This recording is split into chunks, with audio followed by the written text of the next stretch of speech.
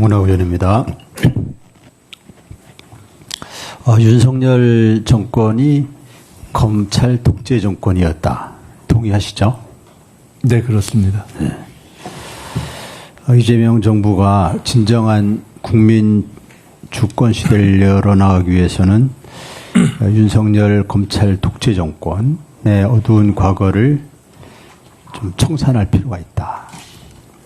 그러기 위해서는 윤석열이 검찰총장 시절 그리고 대통령 시절 검찰권을 활용해서 검찰권을 무기로 과거 군사정권 때 군인들 군사력을 활용해서 여러 가지 수많은 그 피해를 만들어낸 피해자를 양산했던 것처럼 그 못지않게 윤석열의 검찰권 남용, 총장 시절, 대통령 시절 많은 피해자들이 양산되었다. 이렇게 보고 있습니다. 동의하십니까? 네. 그 피해자들이 지금도 많이 법정에 서 있습니다. 재판을 받고 있고 또 뭐 이재명 대통령도 지금 이제 대통령에 당선되셔서 재판이 중지되었지만 재판을 쭉 받고 계셨고 그 외에 많은 언론인들도 재판을 받고 있고 또 이 건설 노동자들이 폭력배로 몰려가지고 건폭으로 몰리면서 재판을 지금도 받고 있고 또 정치인들 문재인 정권 인사들 지금 많이 재판받고 있습니다. 또 일부는 감옥에 있습니다.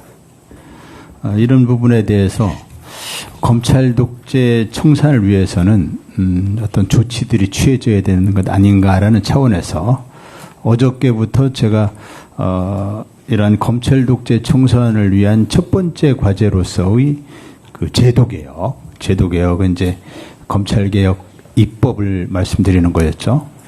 그래서 그 부분을 그러니까 검찰개혁의 핵심 본질은 수사기소 분리인데 수사기소 분리 입법의 로드맵이 좀 마련이 돼야 되고 골든타임을 놓쳐서는 안 된다. 그걸 놓치면 과거의 실패를 반복하는 그 뼈아픈 실패 사례를 또 만들어서는 안 된다. 이런 부분 때문에 제가 장황하게 어제 좀 말씀드렸었고 그래서 이제 국무총리로 취임하시면 국회에서 해야 할 일은 국회에서 해야 되겠지만 정부에서 해야 할 일을 시행령, 시행규칙, 인력, 예산 이런 부분을 꼼꼼히 챙겨주십사 이렇게 말씀을 드린 바 있습니다. 오늘은 검찰권 오남용으로 인한 피해의 회복에 대해서 좀 말씀드리려고 합니다.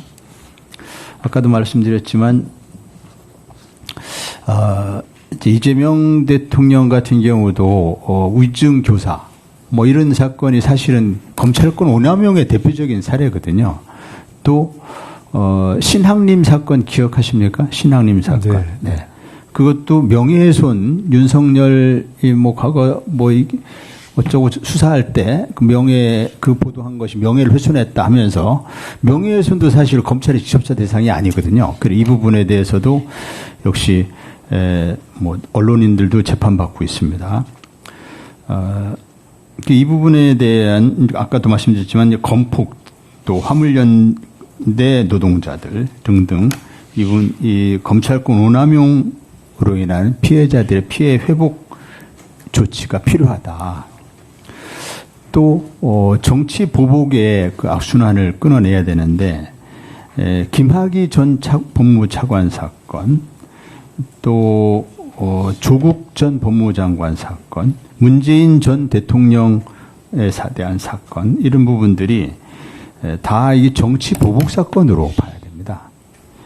이러한 그 검찰 독재에 따른 정치 보복 이 부분에 대한 피해 회복을 위해서 윤석열 검찰총장 및 윤석열 대통령 재직 시 검찰권 오남용에 관한 진상조사 그리고 피해자 피해 회복에 관한 특별법이 필요하다고 저는 봅니다. 그래서 이 법을 통해서 명예회복도 해야 하고 공소 취소, 공소 기각의 법적인 근거를 마련해야 한다. 그럽니다.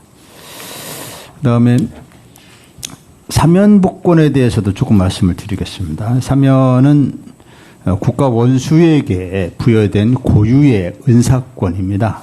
국가 원수가 이를 시혜적으로 행사하는 게 사면권의 본질입니다. 근데 헌법재판소가 사면에 대해서 법 이념과 다른 이념과의 갈등을 조정하고 법의 이념인 정의와 한 목적성을 조화하기 위한 제도, 현대적 의미로는 그렇게 해석이 된다. 즉 재판작용에 과도한 부분이 있었으면 이에 대한 사후 교정적 성격, 그다음에 형사 정책적 목적, 사회 통합 등의 목적으로 사면에 의미가 있다. 이렇게 헌재가 그렇게 정리한 바 있습니다. 학계도 그렇게 정리한 바 있습니다. 조국 대표에 대한 수사는 어제도 말씀드렸지만 검찰개혁의 저지 그리고 잠재적인 경쟁자로 의식해서 정적을 제거하기 위한 대표적인 표적수사였고 검찰권 남용이었습니다. 수사도 지나쳤고 처벌도 지나치게 가혹했습니다. 이제는 사회통합을 위해서 사면 복권이 필요한 것 아닌가라는 그러한 의견들이 많이 제기되고 있습니다. 지난 과거 정권에서 이명박, 박근혜 등 정치 보복 가해자에 대한 사면이 국민 통합의 이름으로 행해졌습니다. 정치 보복의 피해자인 조국 대표에 대한 사면은 가해자에 대한 사면은 국민 통합인데 피해자에 대한 사면은 사면권 남용이고 특혜라면서 반대하는 것은 형평성에 어긋나는 정치적 프레임이라고 합니다. 지금까지 여러 가지를 좀 말씀드렸는데 후보자님께서 답변하실 내용 있을 거로 생각합니다. 좀 답변 부탁드립니다. 네.